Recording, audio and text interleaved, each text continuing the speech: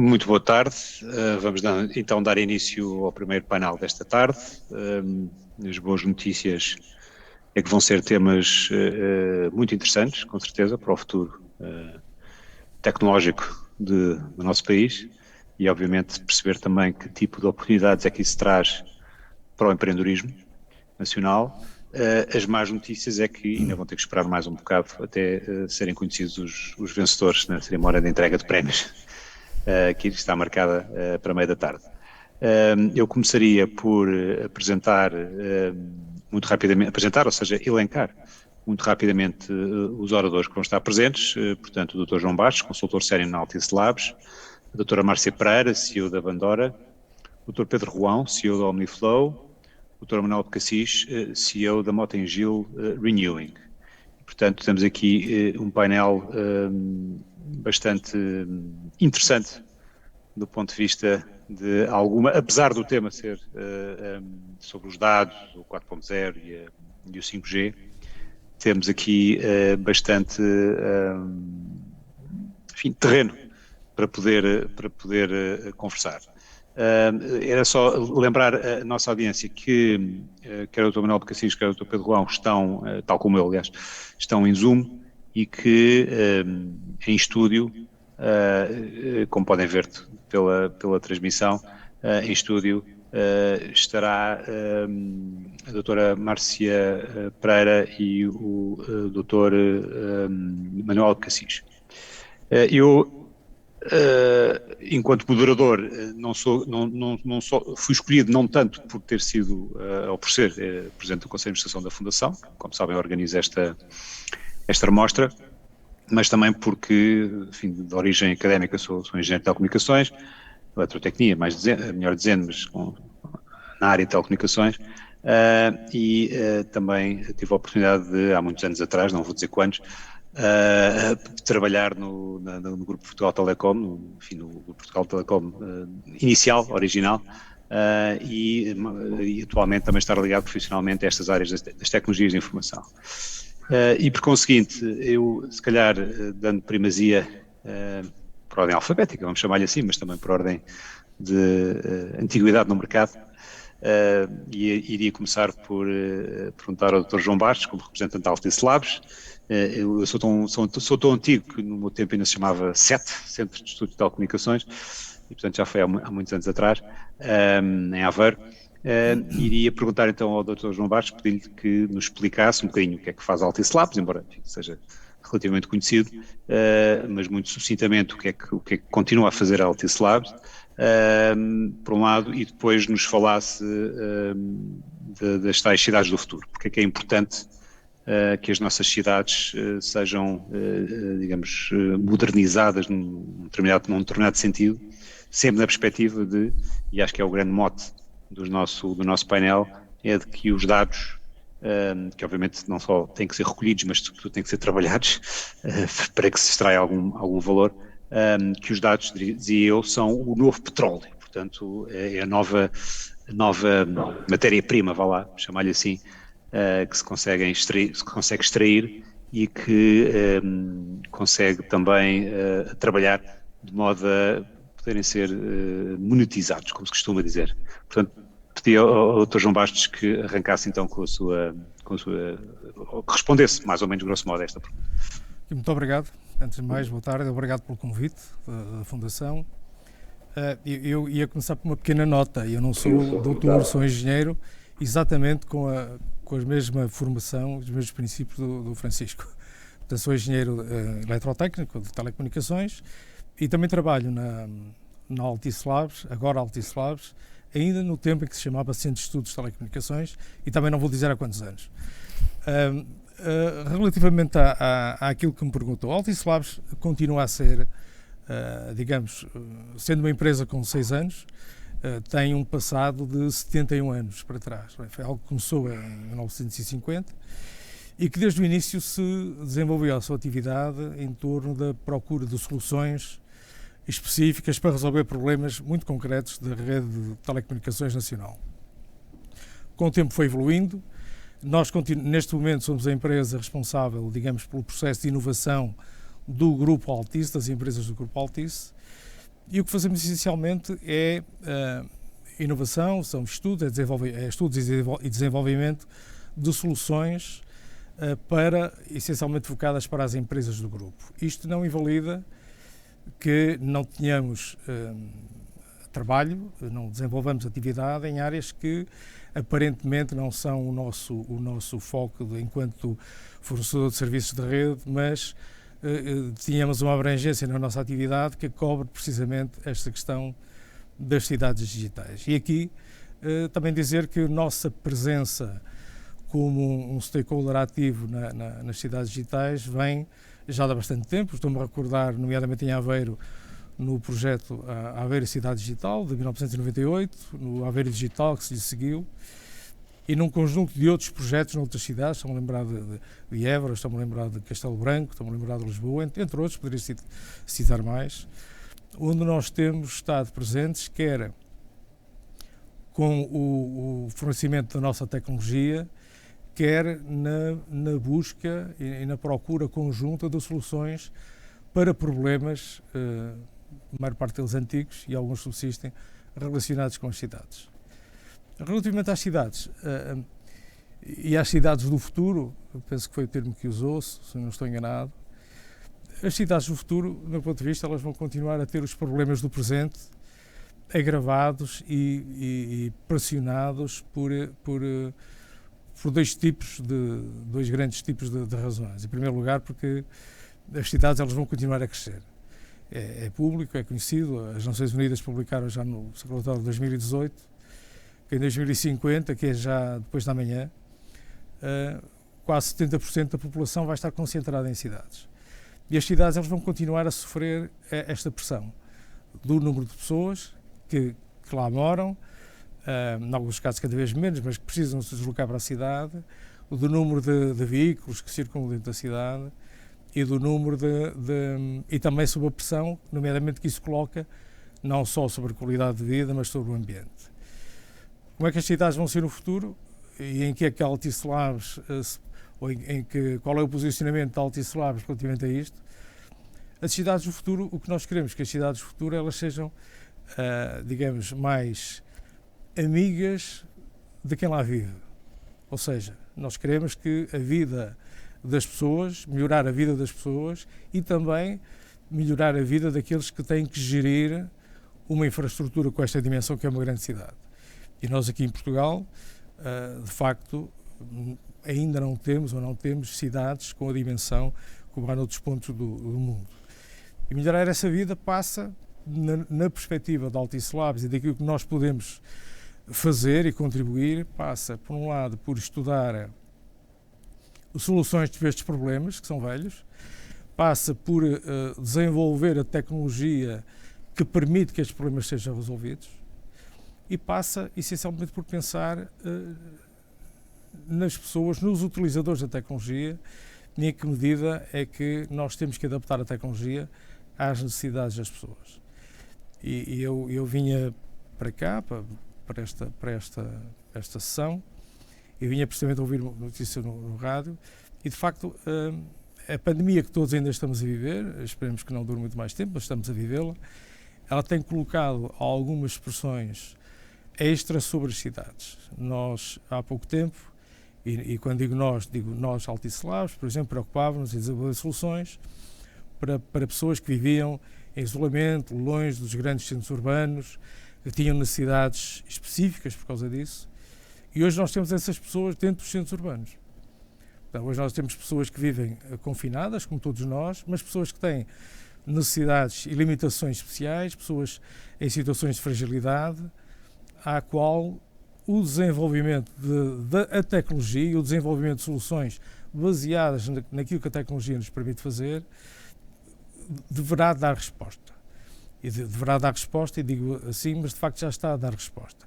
Nós estamos a desenvolver, na Altice Labs e como outras empresas, a desenvolver soluções que permitam exatamente às pessoas poderem trabalhar, poderem ter acesso a cuidados de saúde, poderem ter acesso a um conjunto de serviços que normalmente teriam que se deslocar fisicamente e podem aceder a eles remotamente.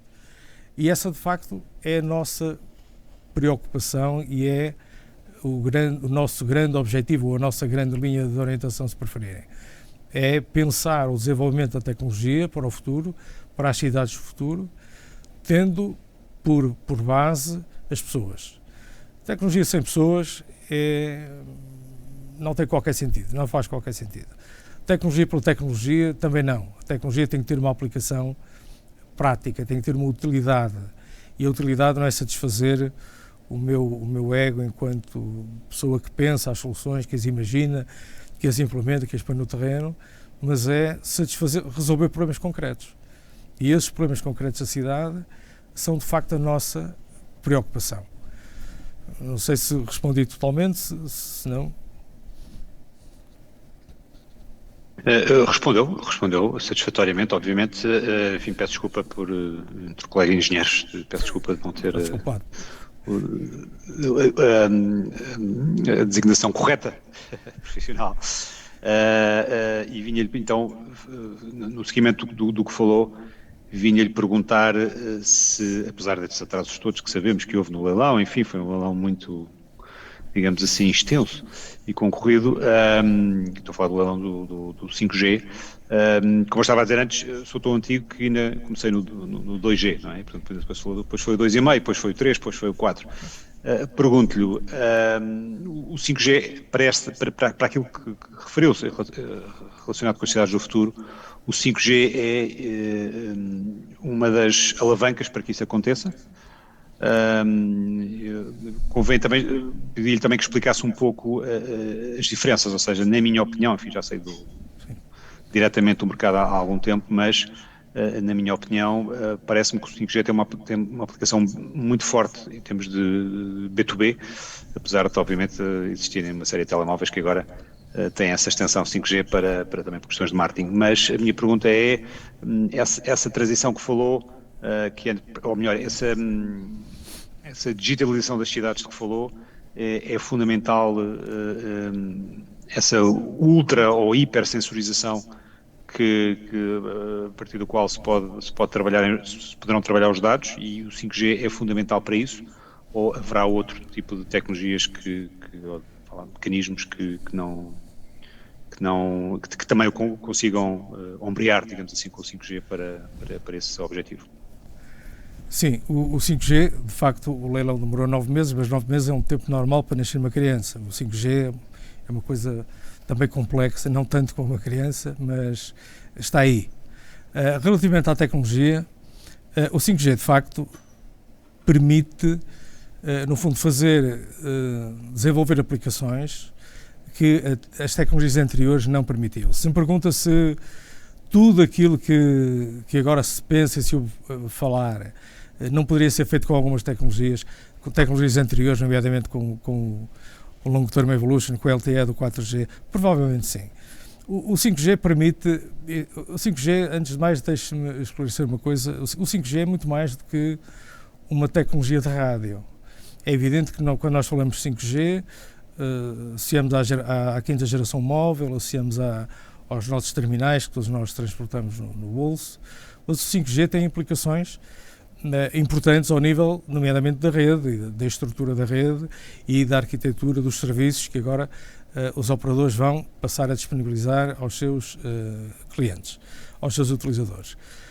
Em termos daquilo que eu posso fazer com o 5G essencialmente, e numa lógica de cidade, o 5G traz duas características muito importantes para o utilizador final, seja do B2B, seja para o consumo, para o B2C, duas características muito importantes. Em primeiro lugar, é a possibilidade de eu poder conectar milhões de terminais, de devices, em inglês,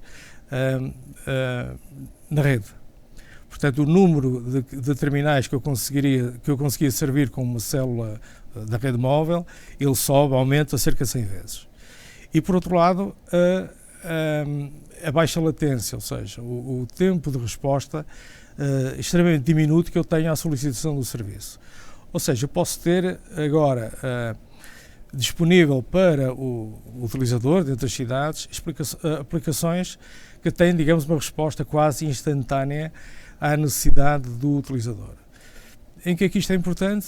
Bem, é importante, e o Francisco já referiu, na questão da sensorização, de eu poder agora, recorrendo à rede pública, e com uma vantagem adicional que eu ainda não falei, que é a possibilidade de ter sensores que consomem menos energia, e aí poderíamos também falar sobre a questão do impacto na pegada de carbono da rede, mas eu poder, digamos, sensorizar praticamente tudo, garantindo a conectividade e a resposta quase em tempo real à informação recebida destes sensores.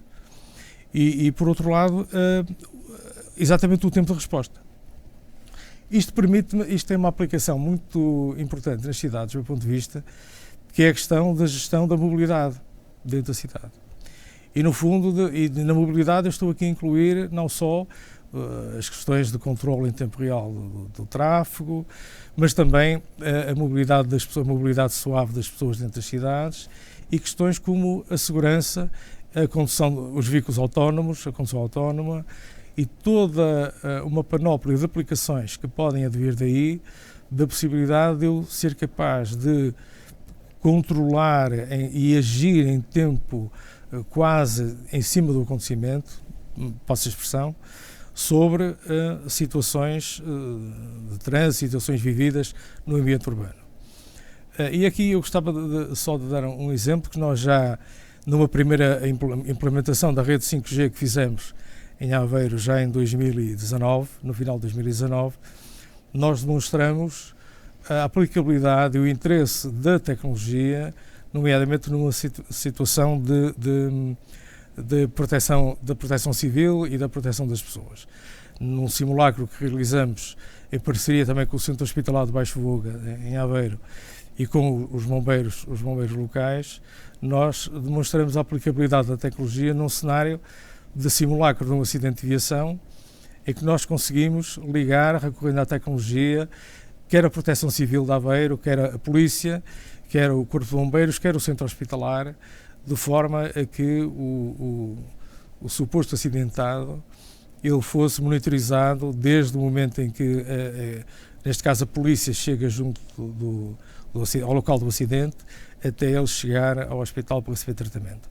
A tecnologia permite-nos, de facto, fazer isto, porque temos largura de banda para transmitir sinais de vídeo, sinais de monitorização médica suficiente, temos capacidade de monitorizar praticamente qualquer tipo de equipamento que os profissionais de saúde, sejam os bombeiros, sejam a polícia, transportam, e temos a possibilidade, inclusive, de recolher imagens.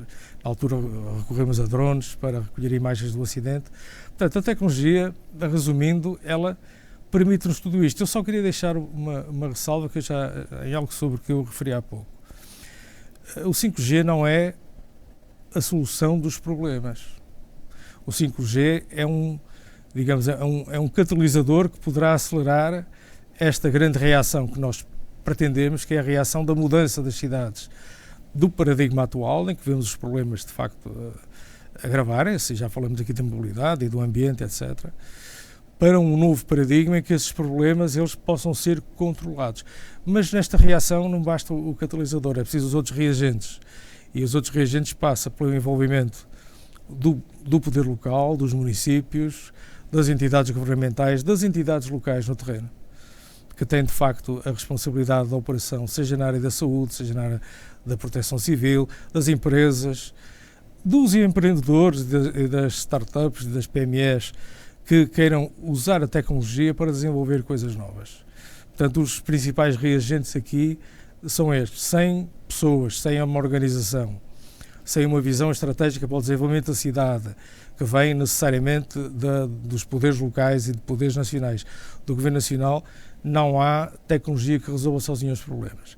O 5G está aí e nós queremos aproveitar as vantagens do 5G e tudo aquilo que ele nos permite, e nesse caso a Altice Labs naturalmente tem esse objetivo e está empenhada em fazê-lo juntamente com os parceiros locais. Muito obrigado.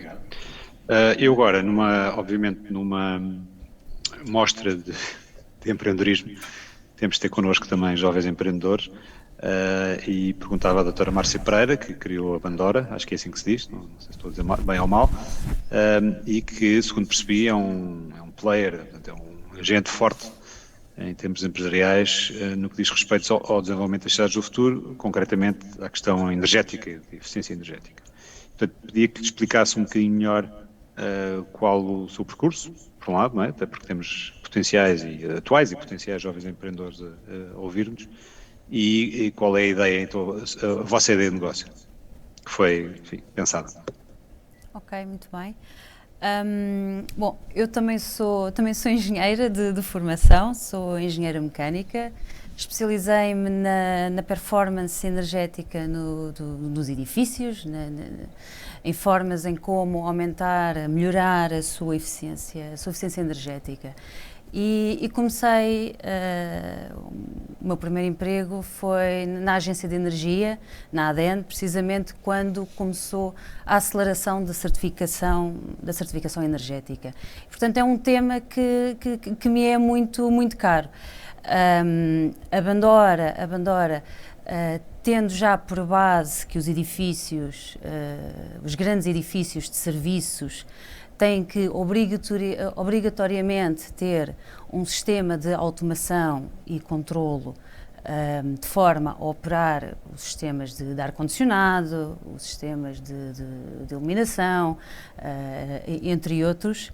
A Bandora pretende resolver o problema de como interpretar, como tratar, como compreender toda a massiva geração de dados, e como o Francisco há pouco referiu e muito bem, que os dados são um novo petróleo, e portanto como é que conseguimos melhor entender, compreender qual é que é exatamente o comportamento térmico dos edifícios, e foi com essa ideia que resolvemos desenvolver o projeto que é a Bandora Systems. Portanto, a Bandora, percebendo também que mesmo esses edifícios com essa forte malha e complexa malha de sensorização continuam a desperdiçar muita energia, cerca de 35% da energia que é consumida no edifício é de facto inútil, é desperdiçada, e para além disso os edifícios continuam a consumir 40% de toda a energia que é produzida no mundo, e portanto, pensando nessa ótica, a Bandora é um gestor do edifício virtual que otimiza em tempo real e de uma forma contínua a operação desse mesmo edifício e toma decisões automáticas a cada 5 minutos, como por exemplo quando ligar o sistema de ar-condicionado, quando desligar o sistema de ar-condicionado, qual a temperatura de set point, de temperatura ambiente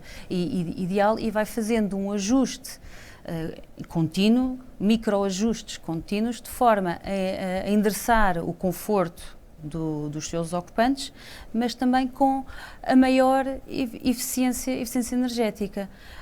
A Bandora ainda não é um forte player no mercado, mas está a posicionar-se e tem esse objetivo de crescer muito e assumir-se como uma das startups que tem uma solução para oferecer, não só a nível nacional, mas também internacional. Muito bem, e quais têm sido os vossos mercados em termos geográficos? Primeira pergunta. Segunda pergunta, se o vosso modelo é escalável internacionalmente, portanto, se conseguem ver a reproduzir, e eventualmente com agentes locais, a reproduzir, e também, sobretudo, se é baseado numa lógica, suponho que seja muito, além dos sensores físicos, seja muito também o software que dá inteligência ao sistema e que, ao ler os sensores, consegue otimizá-los, não é? E, portanto, pergunto se esse vosso modelo também é feito na cloud, ou se é feito, como é que foi pensado, digamos assim, operacionalmente, os vossos serviços? Neste momento, estamos principalmente no mercado nacional, mas recentemente assinámos um contrato com uma empresa na Holanda. Portanto, já temos aqui, tivemos a nossa primeira internacionalização e estamos também a trabalhar no mercado norte-americano com um advisor. O nosso modelo de negócio é essencialmente, essencialmente não, 100% software. Nós monetizamos através de uma subscrição e como assenta em sistemas hardware que já existe, aquilo que chamamos Building Management System, que já existem nesses mesmos edifícios e a forma como nos ligamos a esses mesmos edifícios é através de protocolos standard, sejam eles através de uma interface como uma API ou através de protocolos standard como BACnet, Modbus, etc. O nosso software é um software em cloud, portanto, a escalabilidade foi pensada desde o dia zero da Bandora.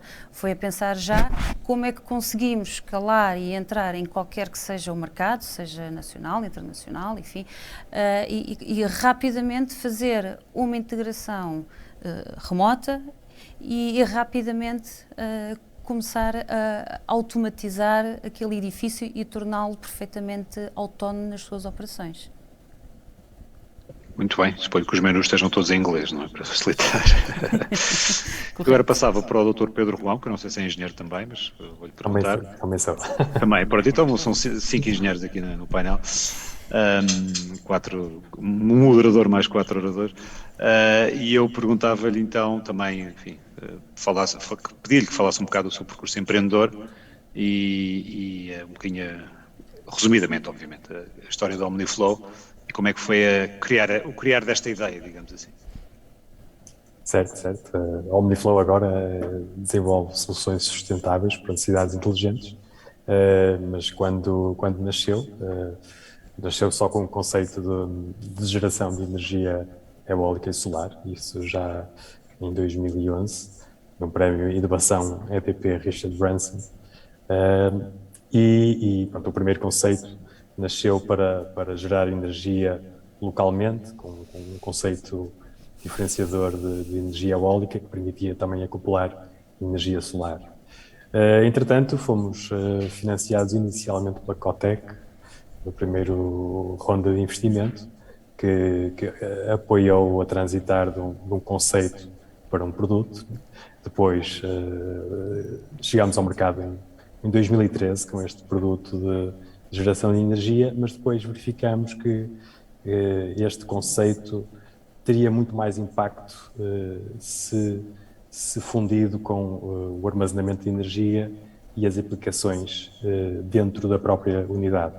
Então, mudamos de modelo de negócio, vamos chamar assim, e onde, basicamente, até posso mostrar aqui, onde temos a geração de energia eólica, solar, temos o armazenamento de energia no interior da própria unidade e o que basicamente faz a unidade agora é uma luminária inteligente, tem a luz integrada, a própria geração de energia, mas dentro da própria unidade podemos introduzir as funcionalidades 5G, por exemplo, onde podemos ter aquisição de dados com sensores, visão computerizada, sensores de qualidade de ar e mesmo as células de telecomunicações para o network de 5G propriamente dito, as chamadas small cells. A nossa visão passa muito também que a sustentabilidade não é só uma questão de energia, tem também a ver com a eficiência que construímos as nossas infraestruturas nas cidades. E com esta abordagem nós conseguimos fundir no mesmo espaço, com a mesma ligação à energia elétrica e a mesma ligação de comunicações, conseguimos ter uma panóplia de funcionalidades numa única infraestrutura. Isto permite poupar muita energia, por isso a solução é muito sustentável a nível da gestão da própria energia destas aplicações todas, partilham o mesmo core, não é? Mas também evitamos construir novas infraestruturas desnecessárias. É um clássico exemplo que quando entramos por exemplo, num entroncamento, vemos um poste com uma luminária, outro poste com videovigilância, outro poste agora para contar bicicletas, outro poste com sensores de qualidade de ar, outro para monitorização de trânsito, e isso, a nosso ver, é um disparate e está a gastar dinheiro dos contribuintes quando poderia ser usado com outras finalidades. Por isso, tem sido um percurso interessante e estamos neste momento já internacionalmente presentes em 35 países, com parcerias muito interessantes. Por exemplo, um dos últimos projetos que implementamos em Espanha, com a Deutsche Telekom, onde implementamos uma solução para contagem de pessoas nas praias, para garantir a segurança. Temos a contagem de veículos e classificação de veículos, bicicletas. Com esta informação conseguimos optimizar a iluminação da cidade naquela zona toda, ajustando os níveis para o tráfego existente local, e conseguimos também ter uma poupança muito efetiva de mais de 90% com estas abordagens. E estes locais são também pontos onde agora, terminando o leilão, podemos incorporar as small cells para a implementação do 5G. Então, em vez de partirem da tecnologia para o ambiente, partiram do ambiente para a tecnologia, de certo modo, não é? Ou seja, pelo que eu percebo, à boleia, digamos assim, do ambiente, conseguiram depois então tornar inteligentes, digamos assim, os vossos produtos e fazer com que isso seja mais algo que vai dentro da ideia original, não é? Portanto, do desígnio original do produto. Falou aí de um tema muito interessante, que se calhar também não sei se é especialista, enfim, acho que pouca gente é especialista, para alguns com certeza, que é a questão do armazenamento de energia. Não sei se quer falar um pouco sobre isso e a diferença que há entre, nomeadamente, o armazenamento de água, por exemplo, isso obviamente que há barragens, não é, que o fazem, e a dificuldade, por enquanto, que ainda é armazenar a energia. Quero falar um pouco sobre isso, que acho que é um tema muito interessante, é um tema que, no fundo, também vai haver muitas oportunidades em termos de empreendedorismo até. Sem dúvida, sem dúvida. Para nós é um foco muito grande, temos isto como objetivo a médio prazo, mas já estamos a percorrer o caminho, que é nós neste momento conseguimos ter até 2 kWh de armazenamento dentro da nossa unidade, com tecnologia de chumbo cristalino, ou seja, o eletrólito não é um eletrólito normal, está em estado cristalino. Isso permite-nos aguentar temperaturas muito baixas e muito altas e ter um número de ciclos satisfatório, mas a densidade de energia não é muito elevada. Por isso, no máximo, nós conseguimos ter 2 kWh. Mas temos um projeto para aproveitamento de baterias de segunda vida, de veículos elétricos, onde estas baterias têm uma densidade muito superior e conseguimos ir até 10 kWh de armazenamento numa luminária, ou seja, trata-se de termos um montante muito considerável de armazenamento numa luminária sem gastar um único metro quadrado de real estate, não é? E se imaginarmos uma implementação já a larga escala numa cidade, já estamos a falar de armazenamento à escala utility scale, que está localizado exatamente no local onde é feito o consumo de energia. Por isso trata-se de uma solução muito eficiente, onde vamos implementar para o ano em Braga já as primeiras unidades com esta abordagem, que é sem dúvida muito importante, porque podemos armazenar energia quando a rede elétrica assim o pede, ou assim como podemos disponibilizar a energia on demand, quando a rede elétrica está a pedir. Muito interessante esse conceito de armazenamento local, um bocadinho fazendo um paralelo com o edge computing, não é? Ou seja, ter o processamento. Exatamente, sim, dentro. sim. É um bocadinho, quer dizer, mal comparado, logicamente, mas é um bocado para nós, é a mesma filosofia, digamos assim. Exatamente. Eu agora passava a palavra, suponho que seja, não me tenha enganado, o engenheiro Manuel Cassis, não é? Certo? Portanto, se for engenheiro é doutor, pronto. Que no fundo aqui a representar uma das empresas do Grupo Mota-Engil, que é a Renewing, e perguntava-lhe, enfim, historicamente o Grupo Mota-Engil está ligado às cidades e à ligação entre cidades também, na construção grandes obras públicas, mas neste caso mais concreto, no caso da Renewing, está ligado à mobilidade sustentável. Portanto, diga-me, partindo um bocado do exemplo da Renewing, mas não só, qual é a visão do grupo, que é, sabem, provavelmente o maior grupo, claramente o maior grupo nacional nesta área e com uma grande implantação lá fora, e perguntar então qual é a vossa visão para as cidades do futuro, como é que conseguimos então ir um bocadinho mais, sair um bocadinho da grande obra pública e dos grandes projetos e ir um bocadinho mais esquina a esquina, local a local, para tornar a nossa mobilidade mais sustentável.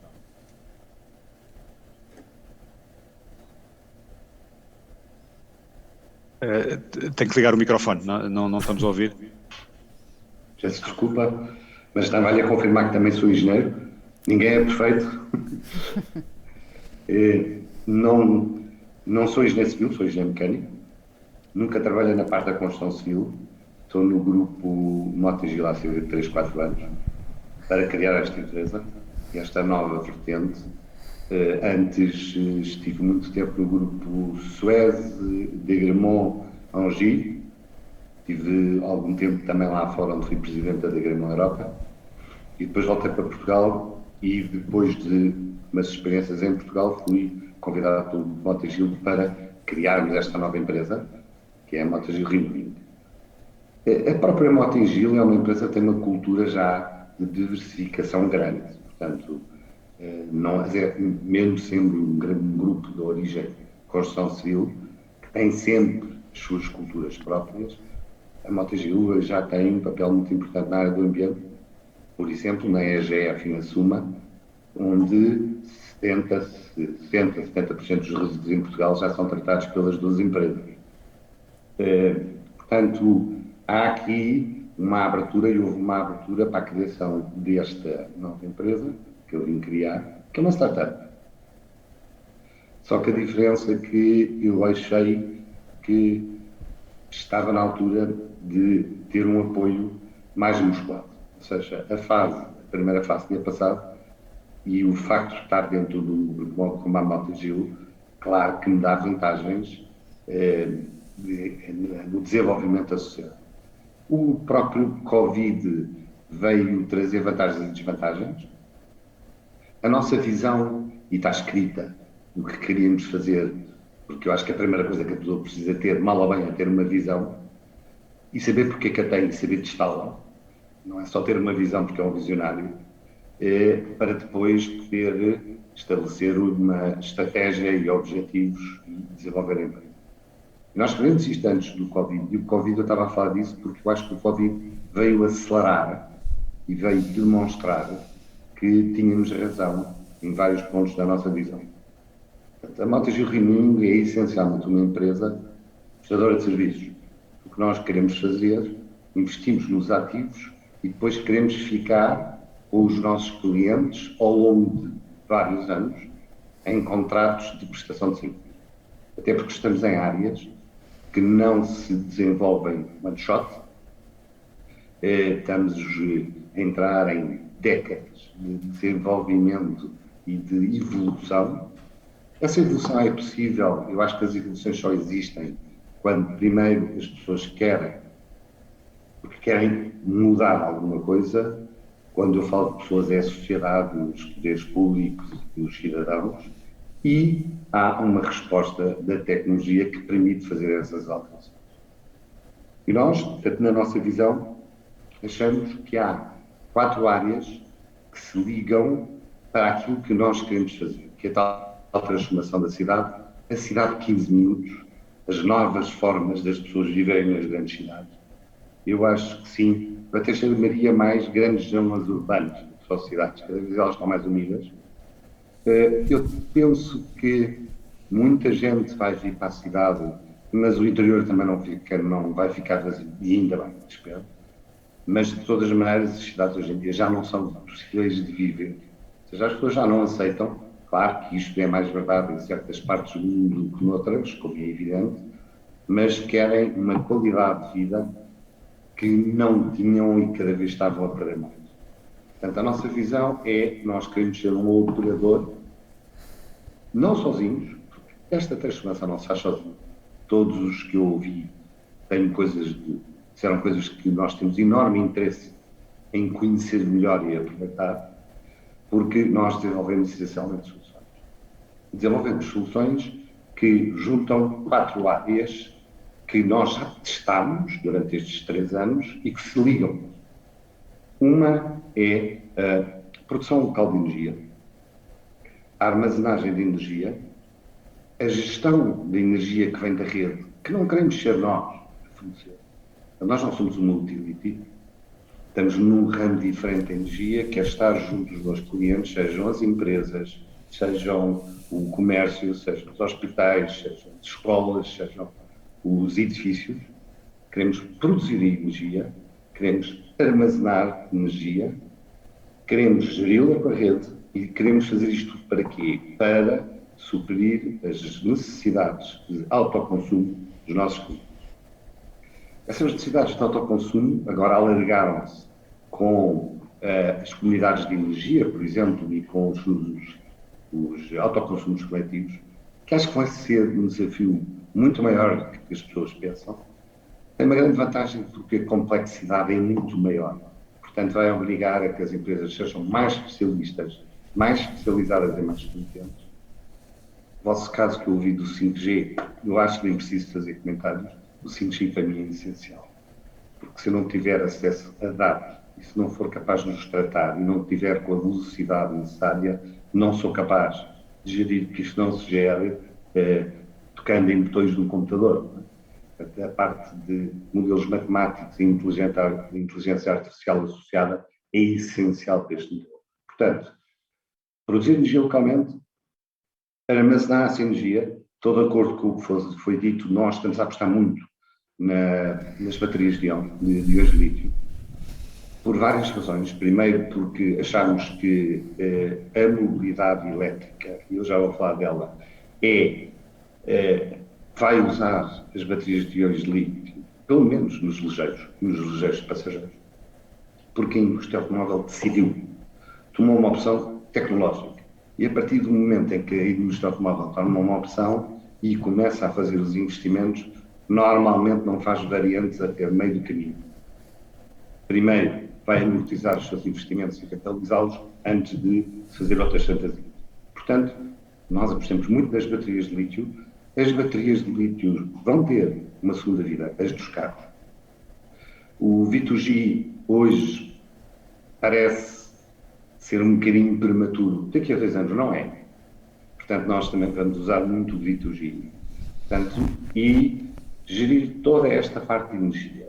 Ligamos isto à segunda área, que é a mobilidade. E a mobilidade tem 2 vetores. Primeiro, que tipo de mobilidade vai existir como forma de alimentar os veículos. Nós temos, já não é nem que estamos, eu acho que o Covid ainda vai acelerar isso mais rápido. A mobilidade elétrica vai ser uma realidade nas cidades muito mais rapidamente do que a gente pensa.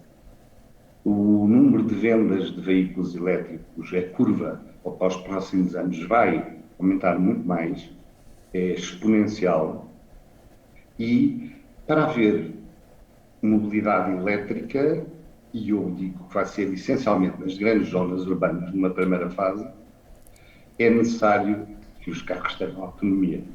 Uma verdade lá para Alice, se eu não tiver onde carregar um carro elétrico, se comprar um carro elétrico, estou a comprar uma brincadeira. Portanto, é fundamental o Smart Charging. E ele chama de Smart Charging porque, vocês todos percebem, também não vou explicar sequer, não vale a pena, porque o charging é muito mais complicado do que se pode pensar à primeira, quer os carregamentos AC, quer os carregamentos DC, e o porquê. E a adaptação do charging aos diferentes clientes. Se eu estou num hospital, provavelmente o charging tem que ter uma primeira arquitetura de uma certa forma, se estiver num condomínio de outra, numa empresa de outra, etc. Ou seja, e não tem uma arquitetura one shot.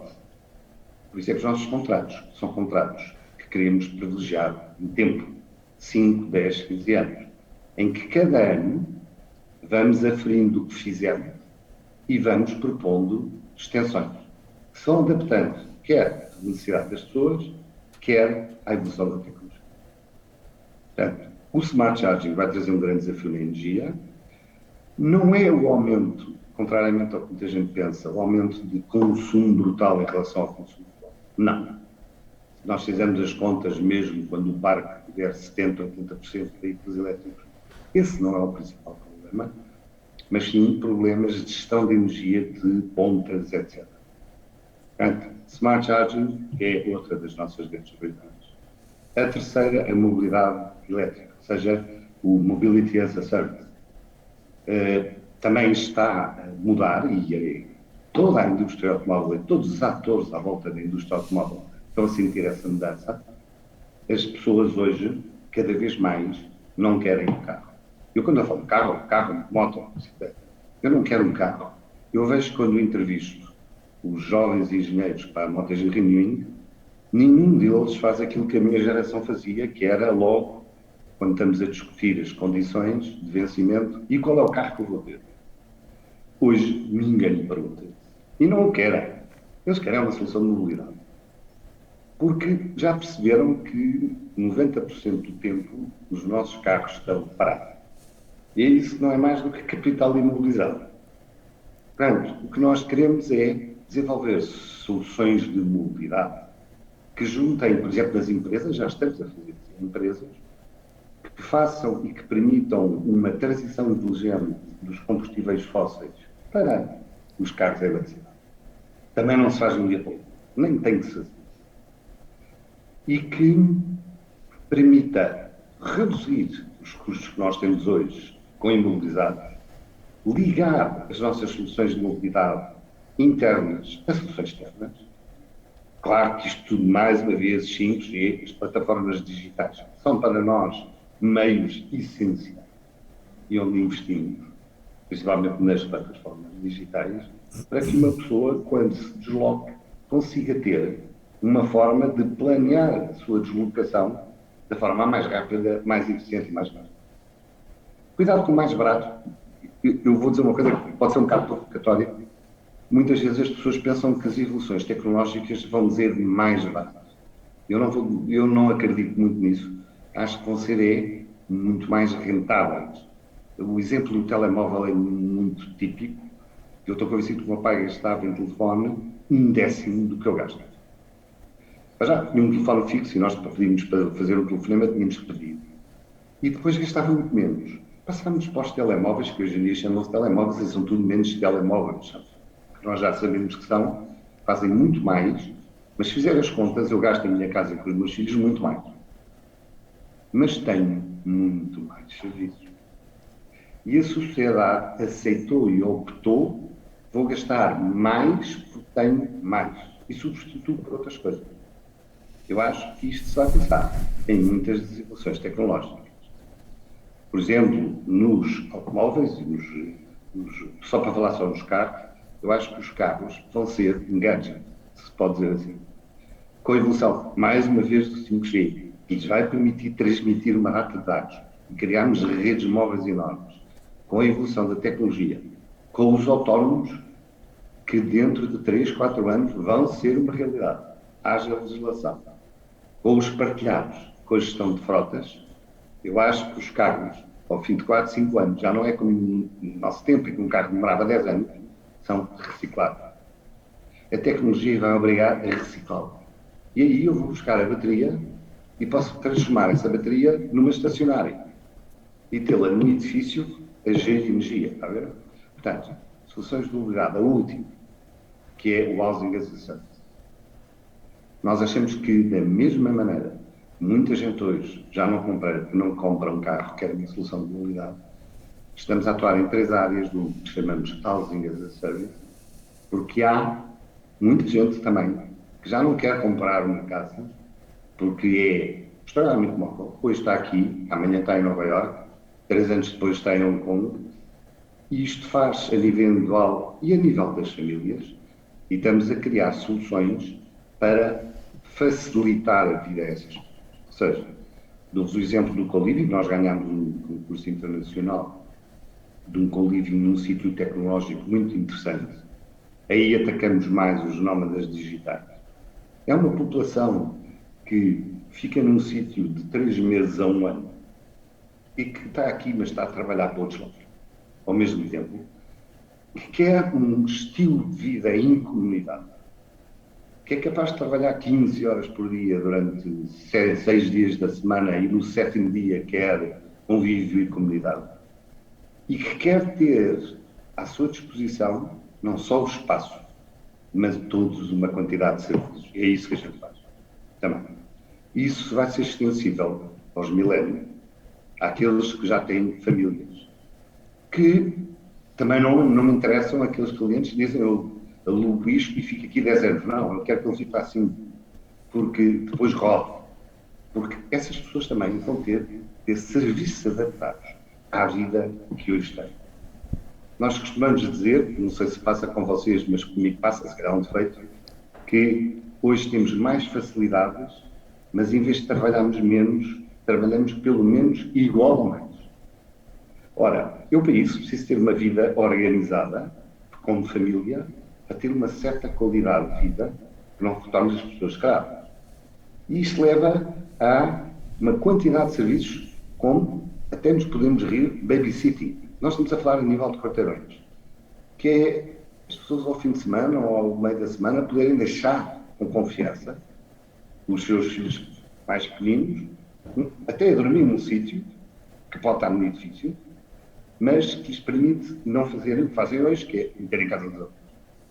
Ora, eu acho que os avós também têm direito a não ter que aturar todos os dias os problemas dos outros. O milénio é outro nosso objetivo e o terceiro são os chefes. Cada vez vivem mais, cada vez vivem mais ativos, cada vez têm mais coisas para dar e querem também conviver, por exemplo, misturados com milénios, onde também podem prestar serviço e podem beneficiar de serviços específicos já para a sua geração. Portanto, no fundo, a Mota-Gil Renew é isto. Nós não fabricamos equipamentos, os ditos tradicionais. Temos um procurement, que eu chamo de procurement tecnológico, muito forte dentro da empresa. Worldwide. Interessa-nos e ouvir produtos que nos interessam. Porque é que eu vou fabricar um produto, como por exemplo as turbinas, que mostrou, se elas existem eu posso usá-las e integrá-las. Onde nós investimos é nos modelos, a criação dos novos modelos, nos serviços, na inteligência artificial, no software e nas plataformas e na montagem dos modelos. É uma empresa diferente, como eu disse, é uma startup. Temos pela frente um desafio enorme. Muitos estão a vir para o mercado. Isto vai ainda acelerar mais. Por isso vai ser um desafio forte. Começámos em Portugal, porque eu acho que quando se desenvolvem novos conceitos é melhor eu ter os problemas ao lado da porta. Portanto, temos já várias instalações e quando elas correm, menos bem eu prefiro que seja a poucos quilómetros. Mas, como é evidente, estamos num grupo como a Mota-Gil, precisamente porque temos uma ambição de internacionalização. E numa primeira fase, para a Mota-Gil Renewing, num mercado que eu acho que é o mercado dos campeões e o mais difícil, que se chama Europa. Porque temos grandes empresas na Europa. Muito bem, Sr. Engenheiro. Eu voltava agora aqui à Altice Labs. E já que estamos a falar de inovação na Altice Labs, mas também estamos a falar de empreendedorismo, e perguntava ao engenheiro João Bastos o que é a Altice Enter e que tipo de programa é que é e de como é que a Altice vê a aposta no empreendedorismo. Obrigado. O programa Enter insere-se dentro do nosso ecossistema de inovação, do nosso modelo de inovação, que é um modelo de inovação aberta. E no fundo é um programa destinado, nós trabalhamos já há bastantes anos com universidades, com politécnicos, com empresas de um ecossistema mais localizado ali na região de Aveiro, mas não só. E o programa Enter tem por objetivo, no fundo, captar e incentivar empreendedores, startups, a vir trabalhar connosco no sentido de apresentar ideias que sejam inovadoras e que possam beneficiar esses empreendedores, no fundo, da mentoria e do apoio da nossa parte, Altice Labs, mas não só. A ideia é que, no fundo, esses projetos uma vez aprovados, as startups ou esses empreendedores, mesmo em nome individual, possam vir a ser nossos associados e trabalhar com as unidades de negócio do próprio Grupo Altice, dando-lhe uma visibilidade de mercado, podendo-os, no fundo, ajudá-los a validar as suas soluções no mercado real, abrindo-lhes perspectivas e, no fundo, essas ideias poderem vir a ser incorporadas e poder vir a ser valorizadas no universo das diferentes unidades de negócio do Grupo Altice. Numa fase posterior, essas ideias poderão mesmo dar origem a produtos que podem ser, no fundo, comercializados pela Altice e, portanto, vir a ser parceiros de negócio da Altice. Esta é uma iniciativa que está, eu diria, permanentemente aberta. Portanto, qualquer pessoa com uma ideia, qualquer grupo, qualquer startup que tenha uma ideia que julgue ser de valor e que possa ser valorizada através desta relação com a Altice Labs, ela pode apresentar, portanto está no nosso site, está aberto, digamos, um boletim, um inquérito de candidatura, onde apresenta essa ideia é validada e a partir daí, portanto, inicia-se todo o processo de relação entre a empresa, o empreendedor e a Altice Labs. Outra das coisas que nós facultamos, obviamente, é a própria promoção da ideia, o acesso aos meios de divulgação do grupo a nível nacional e internacional e, portanto, assim abrimos, digamos, o nosso modelo de inovação, a empreendedores e a ideias que não são necessariamente nacionais. Nós temos, inclusivamente, várias ideias internacionais de startups que apresentam as suas propostas, que são analisadas e são depois, posteriormente, digamos, acompanhadas, não só pela Altice Labs, mas pelas próprias unidades de negócio da Altice, que, digamos assim, apadrinham a ideia e se propõem a ajudar no seu desenvolvimento e no seu crescimento até uma fase de produto comercial, idealmente. Muito obrigado. É inevitável, apesar neste painel o género feminino estar subrepresentado, no sentido em que, na melhor das hipóteses, tem 25% dos oradores ou 20% do painel, se incluímos o moderador, mas vinha perguntar à engenheira Márcia Pereira se, de facto, como é que é ser uma empreendedora mulher. Está na hora do dia, a igualdade de género, em particular neste mundo da tecnologia, onde é preciso trazer, isto é um trabalho que a própria Fundação da Juventude também faz muito a nível das escolas, tentar trazer mais estudantes femininas para as chamadas áreas STEM, não é? De ciência, de tecnologia, de engenharia, de matemática.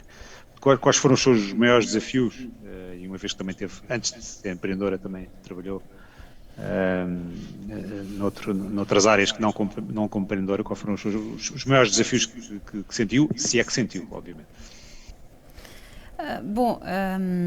Eu penso que os desafios de empreender no feminino são os mesmos que no masculino, ou seja, são os desafios de quem está a empreender, dos fazedores e que resolveram fundar uma startup não têm género e portanto, embora sejam muito menos as fundadoras ou projetos com co-fundadoras, mas os desafios são os mesmos.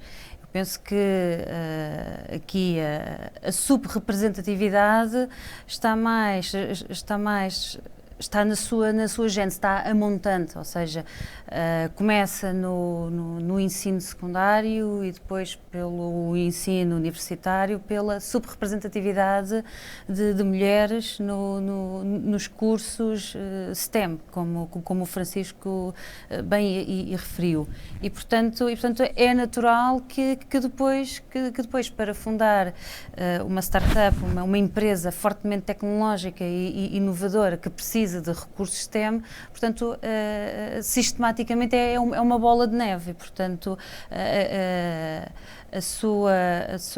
a gênese está, de facto, a montante, e pronto, e é isso. Muito obrigado.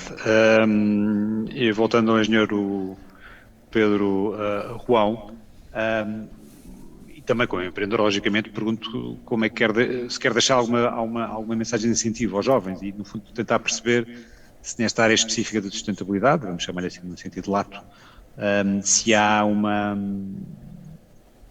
digamos assim, neste momento, por parte de investidores, se há uma área mais privilegiada, se é uma área com mais atenção, e portanto, se é por aí que os jovens devem ir, ou se é uma área igual às outras. Não, sem dúvida que agora, especialmente pós-Covid, existe um foco acrescido na sustentabilidade, mas também em todas as áreas de smart cities mais sustentáveis. Penso que antes só se falava em smart cities, agora fala-se mais em smart cities sustentáveis, porque é um conceito que é extremamente necessário que esteja ligado.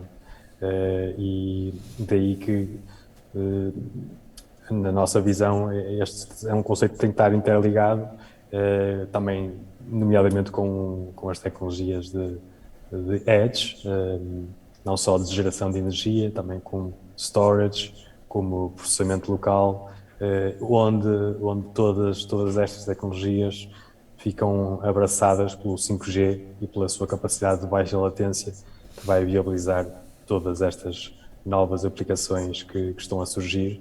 Daí que eu daria um conselho aos jovens focarem-se um pouco neste ramo de aplicações, sempre com um fator de sustentabilidade.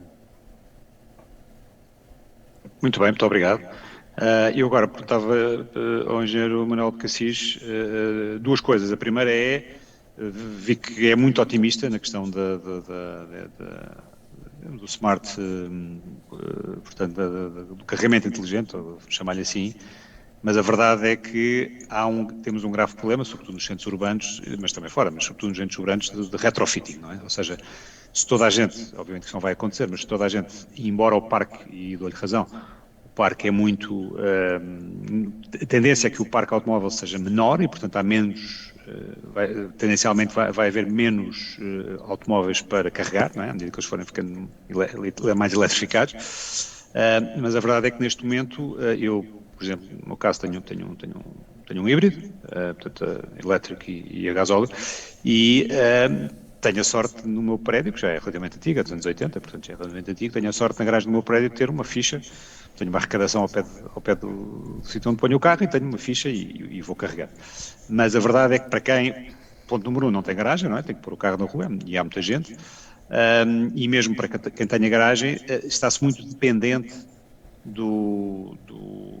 da coluna do prédio, enfim, de toda a eletrificação que o prédio tem que fazer. E eu, também por coincidência, sou administrador de condomínio e sei que, no caso dos meus vizinhos, só vai ser possível haver um ou dois com carros 100% elétricos, não é? Porque não vai aguentar, digamos assim, a estrutura do prédio. Ou o investimento que teria que ser feito seria quase muito complicado e muito elevado para que toda a gente pudesse ter o seu carro elétrico a 100%. Eu por isso pergunto como é que vê este desafio, se de facto tem ou não razão nesta última milha, digamos assim, nos postos de carregamento mais locais, porque uma coisa é eu ter que sair para ir a uma bomba e se eu tenho um carro a combustão vou à bomba e em 5 minutos resolvo o problema. Outra coisa é ter que ficar, como eu vejo às vezes alguns carros 100% elétricos e alguns condutores de carros 100% elétricos a dormirem. No outro dia me aconteceu ir à meia-noite pôr gasóleo na bomba e ao lado estar um carro 100% elétrico a carregar com uma pessoa a dormir lá dentro à espera que aquilo acabe ao fim de 1 ou 2 horas. Não é? Por isso pergunto-lhe como é que vamos resolver este problema logístico, mas lá está, com a boa notícia de que o parque automóvel o carro vai ser muito mais partilhado, digamos assim, não é? E dou-lhe razão. E por outro, como é que também vê, é uma segunda parte, como é que vê, para além da questão da eletricidade, a questão, por exemplo, do hidrogênio?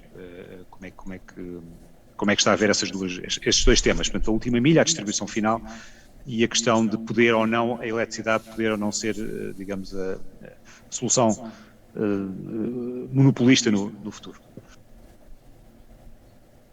Pedia que só que ligasse o microfone, peço desculpa.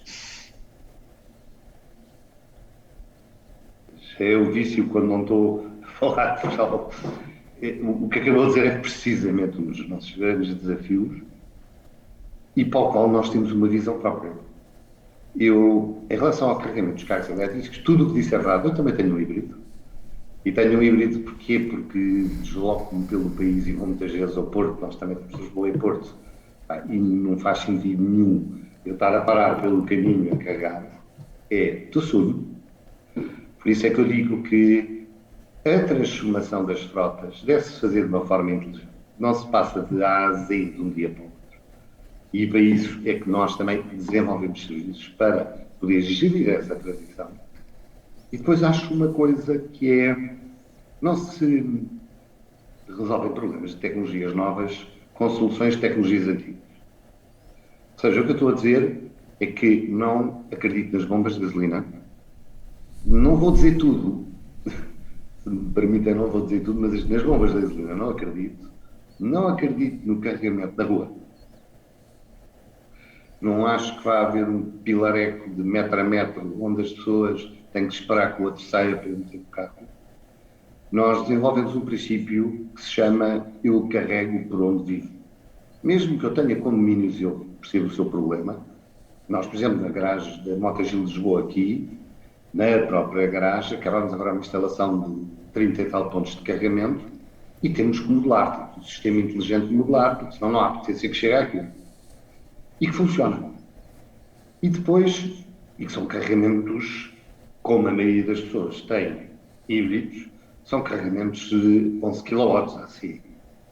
O que modelar dá perfeitamente. Estamos agora a partir para uma segunda fase, de alguns rápidos, mas com uma determinada filosofia. Quando eu digo que eu carrego por onde vivo, eu acho que as pessoas, e fizemos estudos, e olhamos em estudos que existem, nas grandes zonas urbanas, a média de quilómetros por dia são 37. As pessoas que vivem nas grandes zonas urbanas. Eu aposto na mobilidade elétrica nas grandes zonas urbanas. Depois há serviços que, mas eu quero ir passar o fim de semana. Olha, no contrato, vai passar um fim de semana e eu arranjo-lhe uma van a gasóleo e vai com a van. Sai mais barato.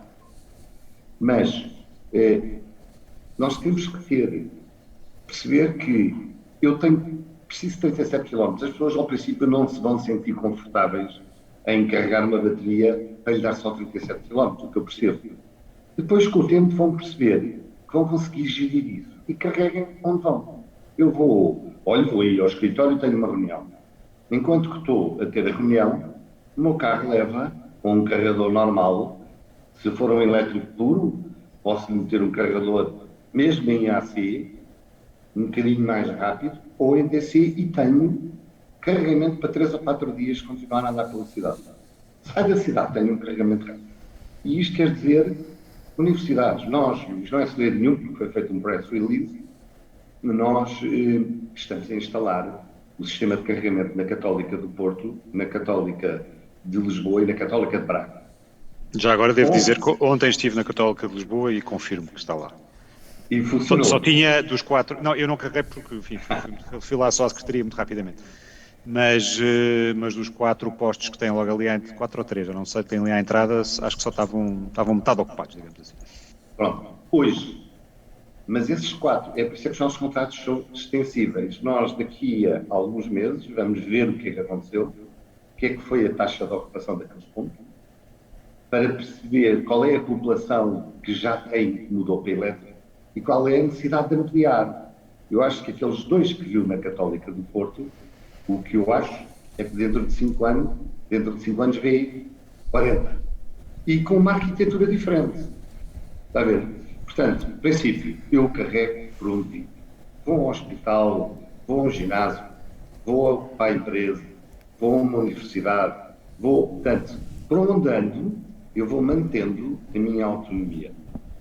Não é nos condomínios, alguns sim, mas vai ter um limite, porque senão chegamos a potências completamente absurdas. Embora também tenhamos soluções de utilizar baterias para boostar os pontos de carregamento em certas horas de dia. A ver, em centros comerciais, por exemplo, onde nós queremos estar, e estamos, eu posso dizer que tenho um ponto de carregamento que tem uma potência de 50 kW em DC e que eu durante umas horas consigo boostar a 100. Ou seja, carrego 4 vezes mais tarde. E isto é o que faz toda a inteligência depois artificial. Para isto é que é preciso depois os modelos matemáticos, a inteligência artificial, os 5Gs, os modelos matemáticos, está a ver? Portanto, eu acho que isto tudo vai mudar. E então, quando tivermos os autónomos, bem, o autónomo, ele vai carregar quando quiser. Ele, quando precisar de carregar, ele vai carregar. E é preciso que as cidades vão ser desenhadas para permitir essa tal autonomia. Senão, não há mobilidade elétrica. Não pode haver. Para vos dar um exemplo, nós fizemos um estudo no nosso business plan. Se eu não me falho a memória, se em 2030 80% das vendas já forem de carros elétricos, e eu acho que vão ser antes até, da quantidade de carros que existe hoje em dia em Portugal, estamos a falar de ligeiros cada vez, etc., são cerca de 50 milhões, só cerca de 30% é que são elétricos. Portanto, isto é um caminho, e ainda bem, porque senão nós não temos qualquer capacidade de resposta.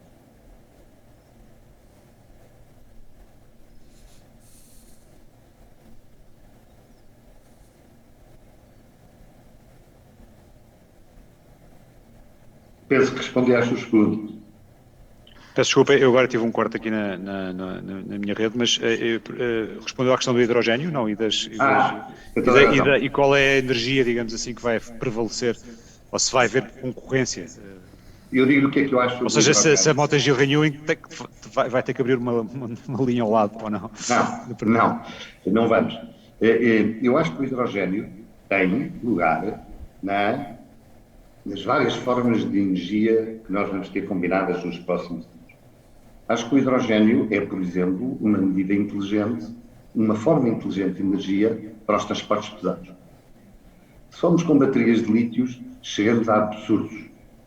Depois, para carregar uma bateria de lítio rápido para um caminhão, eu tenho que meter, e já há, carregadores com potências de tal maneira elevadas que levam a problemas tecnológicos que não justificam.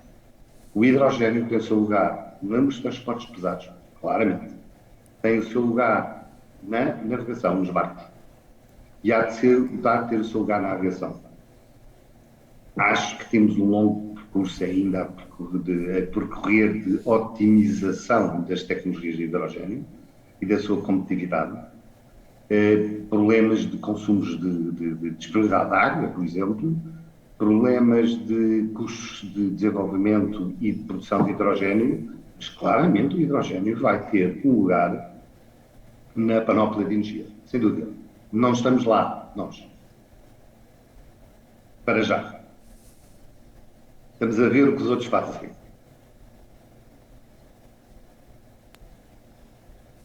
Muito bem. Não sei se perdemos o engenheiro Manuel Cassis, não? Não. Acho que não. Pronto, ok, já terminou. É que, entretanto, a sua imagem ficou parada.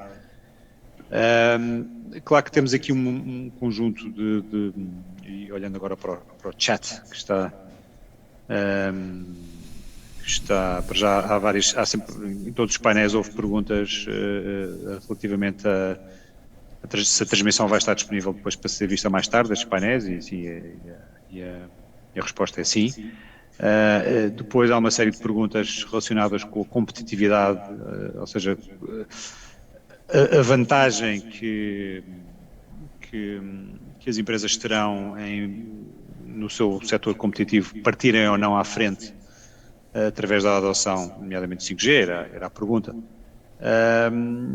Depois acho que há aqui uma pergunta que nós já respondemos de certo modo, que é qual é o futuro no que toca à comunicação e o impacto que isto traz ao empreendedorismo, ou seja, é um bocadinho mais do que uma tendência, ou uma moda, digamos uma tendência, e portanto a partir de agora, existindo também, já agora uma igualdade de género na montante, mas a partir de agora os novos projetos de empreendedorismo prevêem-se que sejam mais para estas áreas, até porque há já, como sabem, os critérios ESG, não é? De ambiente, de sociais e de governance que fazem com que as startups, quando precisarem depois de financiamento, haverá mais dinheiro e haverá mais vontade de apoiar projetos deste género. E portanto tem a ver com a questão dos incentivos, que eu também já referi há pouco sobre a vantagem de apostar nestas áreas mais tecnológicas ou de ambiente, vamos chamar assim. E eu agora tinha aqui uma pergunta, um bocadinho mais talvez para os nossos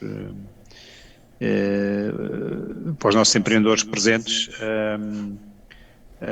nomeadamente a engenheira Márcia Pereira e o engenheiro Pedro Roão, também para lhes dar um bocadinho mais de tempo de antena, e perguntar-lhes, voltando um bocadinho à base do vosso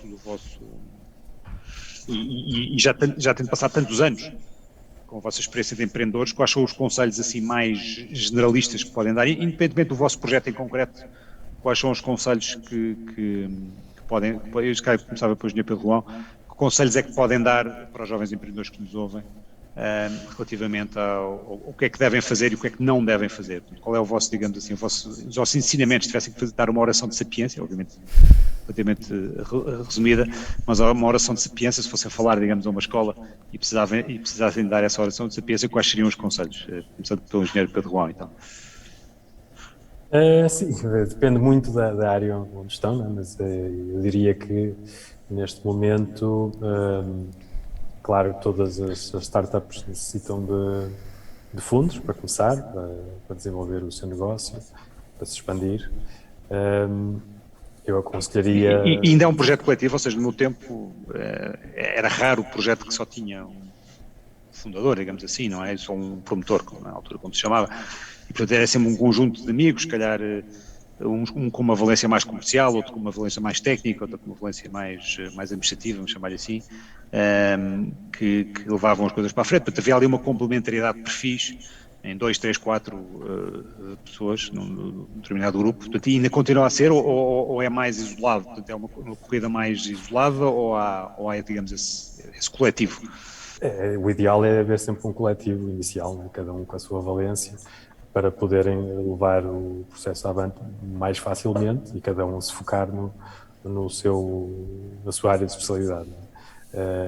No nosso caso, o projeto começou sozinho, eu comecei sozinho com o projeto, mas rapidamente procurei outras valências com um sócio que se juntou ao projeto pouco depois e que levou até há pouco tempo o conjunto. Já fez o seu exit, felizmente,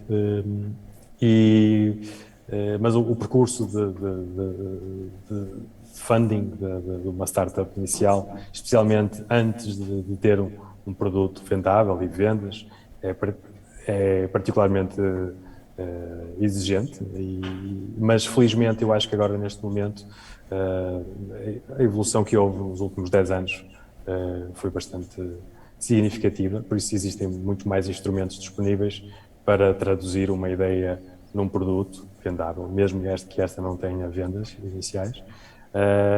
Eu sugeria que, se estão nessa fase, estudem bem os instrumentos que existem, não só nacionais, porque eu penso que temos que pensar global desde o início. Claro, como o engenheiro Manuel Cassis também referiu, que às vezes é melhor falhar em território nacional, a pessoa pode experimentar e o custo do falhar e voltar a tentar é menor, mas ter ambições internacionais e globais desde o início acho que é crucial neste momento para um negócio escalável e rentável. E é mais facilmente financiável também. Exatamente, exatamente. Obviamente que há o Startup Voucher, por exemplo, que é um mecanismo do IAPMEI que permite passar da ideia ao projeto, portanto é uma das hipóteses. A engenheira Márcia Pereira quer complementar aqui alguma dessas ideias, sobretudo também tendo o seu passado anterior à startup que criou e que agora, enfim, já não é startup, mas não sei se quer complementar esta tal oração de sapiência aqui para os nossos jovens. Bom, eu penso que muitas das coisas já foram aqui faladas.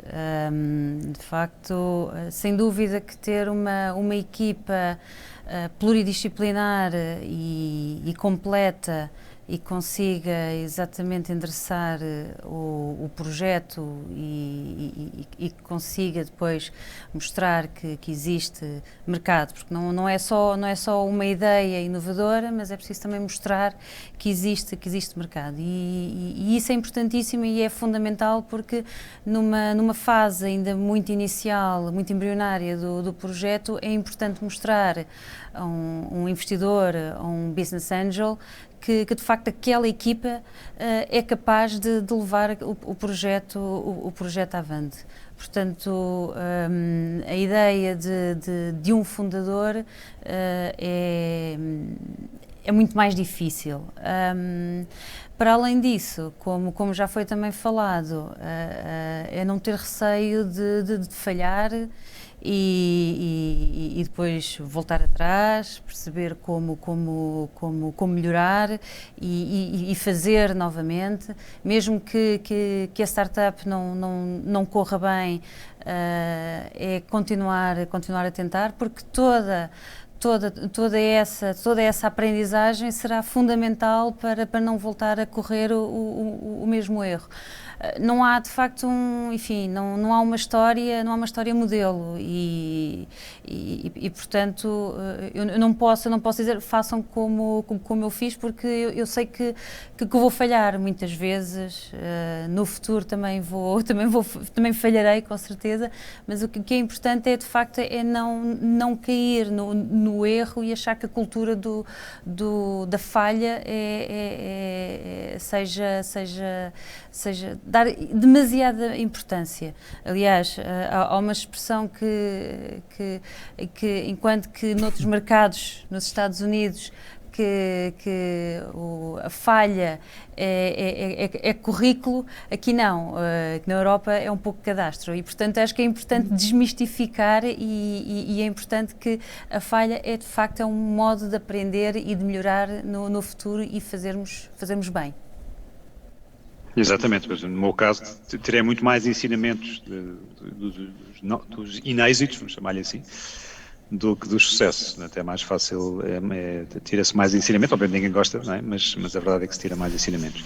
Bom, resta-me agradecer, já são 4 da tarde, resta-me agradecer a todos os oradores as vossas excelentes exposições. Reiterar o convite para visitarem na plataforma os stands desta mostra e dizer que muito rapidamente, ou já a seguir, iremos dar início à cerimónia de encerramento e à cerimónia de entrega de prémios e, portanto, fiquem connosco e muito obrigado a todos. Até logo. Muito obrigado. Até já.